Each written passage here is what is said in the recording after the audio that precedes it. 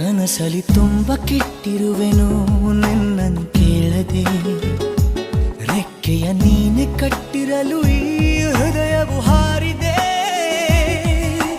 ನನ್ನ ಕೌತುಕ ಒಂದೊಂದೇ ಹೇಳಬೇಕು, ಆಲಿಸುವಾಗ ನೋಡು ನನ್ನನ್ನೇ ಸಾಕು.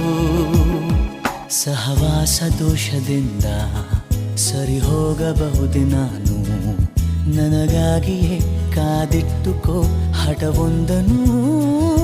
ಕೆಳಗುವ ಮುನ್ನವೇ ಪರವಶನಾದೆನು, ಅರಿಯುವ ಮುನ್ನವೇ ಪರಿಚಿತನಾಗಲಿ ಹೇಗೆ ಪ್ರಣಯಕ್ಕೂ ಮುನ್ನವೇ.